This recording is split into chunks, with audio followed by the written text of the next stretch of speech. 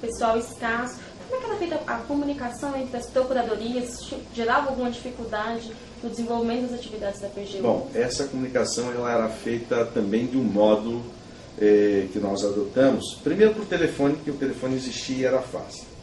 Então havia uma grande comunicação e os procuradores regionais e estaduais, ou qualquer advogado que tivesse com dificuldade, tinha essa ligação livre para o Procurador-Geral da União, que era eu na ocasião. Então, toda a dificuldade que eles tinham essa comunicação liberada para me ligar a hora que eles precisassem. Então, meu telefone tiritava o dia todo, né? Mas eles todos com boa vontade, muita dedicação, nós fomos resolvendo os problemas dessa forma. Posteriormente, nós implantamos aqui uma espécie de reunião em determinados locais que a gente escolhia previamente e reunia certos grupos de procuradores lá para discutir os nossos problemas. Eram os encontros da AGU. E esses encontros foram muito produtivos e eles eram uma forma também de comunicação. Então, nesse encontro, que durava normalmente um fim de semana, nesses encontros todas as dificuldades que esse grupo tinha, essa região tinha, nós discutimos ali em conjunto. É uma reunião e decidíamos o que deveria ser feito e conseguimos. Mas isso não nos impediu de fazer com que o trabalho andasse.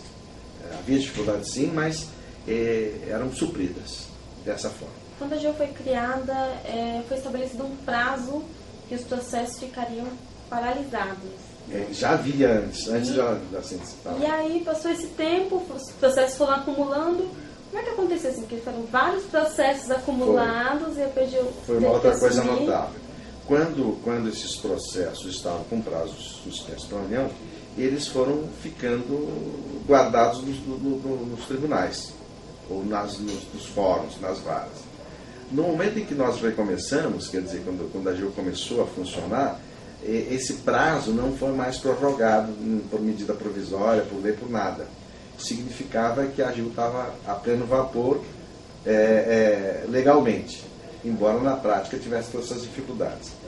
E o fato concreto que houve, vamos citar o caso aqui de Brasília, da PGU, o STJ, no dia em que nós começamos, eles sabiam, no dia que nós começamos, lá que tínhamos comunicação com a presidência, com eles todos lá, eles colocaram um caminhão carregado de processos, entregaram na PGU, sala do Procurador-Geral, que ficou completamente tomada do chão até o teto de processos, que nós mandamos colocar por cor de processo, que significava o tipo de processo, por mandado de segurança, etc. e tal, e depois reunimos os nossos XTs e os advogados e fomos rebatendo processo a processo e não perdemos nenhum prazo. Tinha milhares de processos lá, não perdemos nenhum prazo.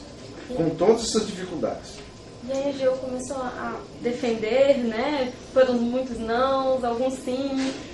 Qual foi a vitória mais importante nesse período, no início da AGU? Bom, no início nós tivemos nós tínhamos muitas e importantes causas, porque com essa suspensão de prazos, esses processos se acumularam.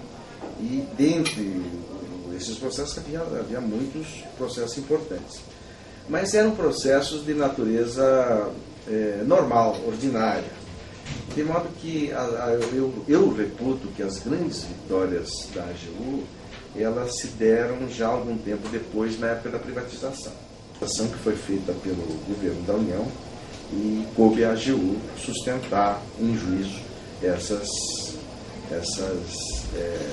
posições de venda dessas empresas ou dessa chamada privatização, dessa participação da União em empresas que a União fez. E algumas emblemáticas, como o Vale do Rio Doce, né? Entre outras, né? Embraer, etc. E tal. Tudo isso foi... E a Vale do Rio Doce ela era emblemática porque era uma companhia já que dava lucro. Então havia um sentimento de que essa companhia Vale, a União não devia se desfazer dela.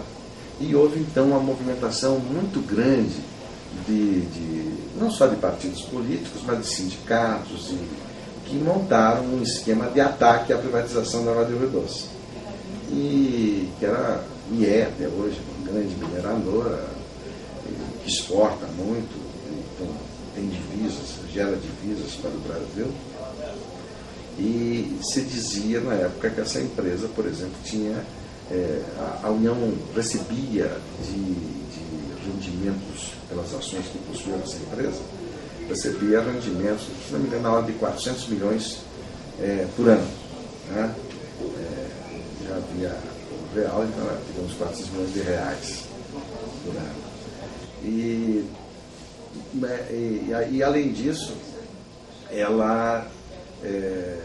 esses rendimentos seriam então de um valor considerável que se achar, algumas pessoas contrariavam a política governamental da privatização porque entendiam que essa empresa não devia ser privatizada. Acontece que havia um outro problema com esse tipo de empresa. Cada necessidade da empresa era a União que tinha que comparecer capitalizando essa empresa. E essa capitalização era na ordem de bilhões, 5 bilhões, 8 bilhões, coisa do tipo.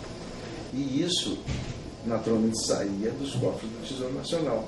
Então, esses 400 milhões, digamos que fosse 400 milhões por ano, se em cada período de 2 anos, ou 3 ou 4, tivesse que fazer uma capitalização na empresa, a União tinha que despender 5, 6 ou 7 ou 8 bilhões, né?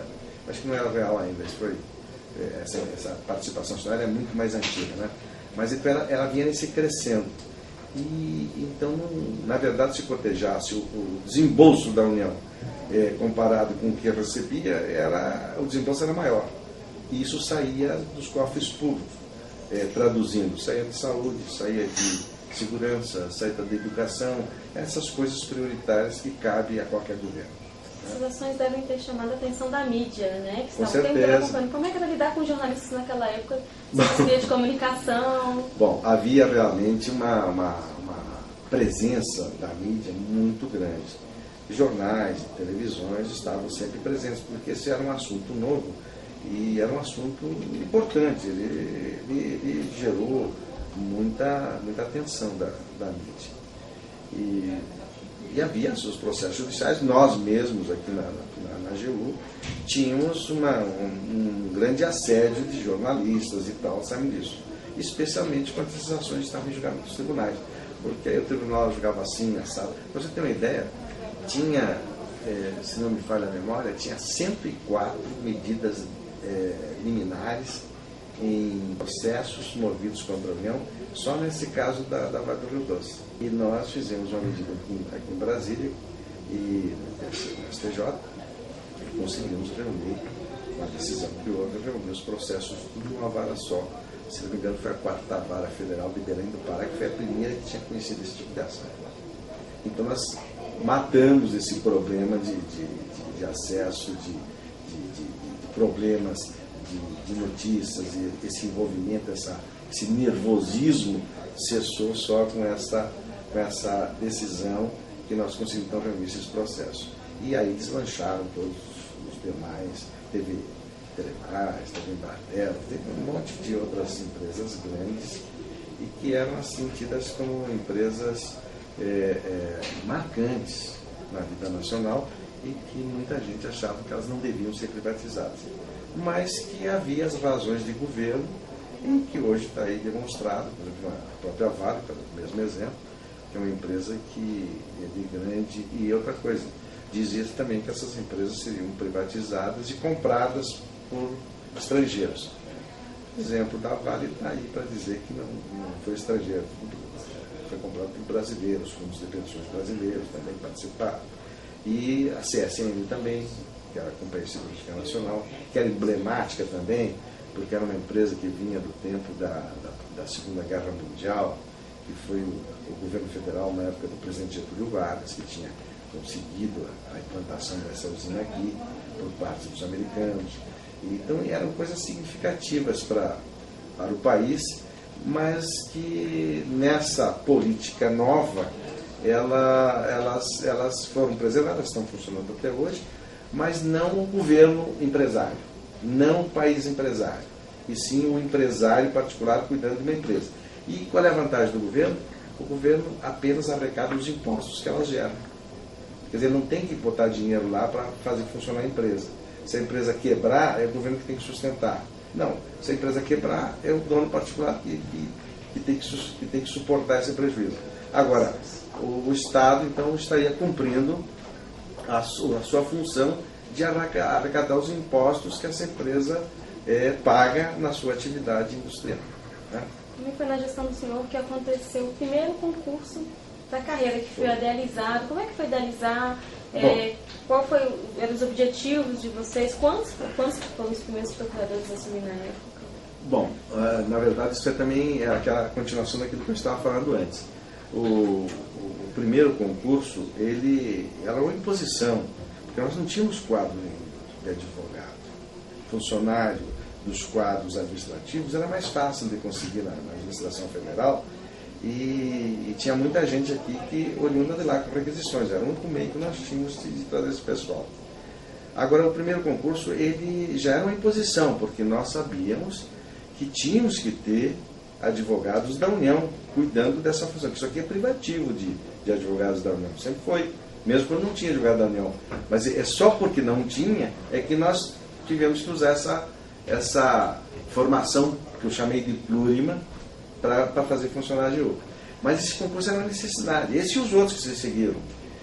E nós não tínhamos feito antes porque não tínhamos os recursos orçamentários para fazer isso. Então, no momento em que se fez o orçamento, isso foi colocado a vela para o concurso. E se fez o primeiro concurso. Esse primeiro concurso, do qual só assumiram 25 aprovados, 25 candidatos, foram aprovados 30, mas os outros já tinham outros casos, que não quiseram assumir. E na época também o vencimento não era tão atrativo para gerar muito interesse. Houve interesse, mas não aquele que nós esperávamos. Então, com essa aprovação, esses 25 assumiram, 26, mas eram claramente insuficientes para a carreira. Nós tivemos que... Aí a cada ano foi se fazendo um concurso e nós fizemos vários concursos. Então, os quadros foram então se compondo de advogados concursados. Hoje deve ser só concursado, porque desse período para cá, esses 15 anos ou mais que já tem a AGU, né, foi possível já ter seu quadro próprio de advogados classificados em concurso público e essa estrutura grandiosa que já tem hoje. E aí o quadro de pessoal administrativo também se fez paralelamente de forma similar, né? Porque houve a criação do quadro, o aproveitamento desses que já eram funcionários públicos concursados, o aproveitamento aqui, e de lá para cá eu creio que hoje são providos para o concurso. Então isso aí foi também uma das questões que se teve que resolver no curso dessa implantação. Mas é claro que não de uma vez só, teve que ser dentro do possível. Esse problema não existe mais, ele já está resolvido.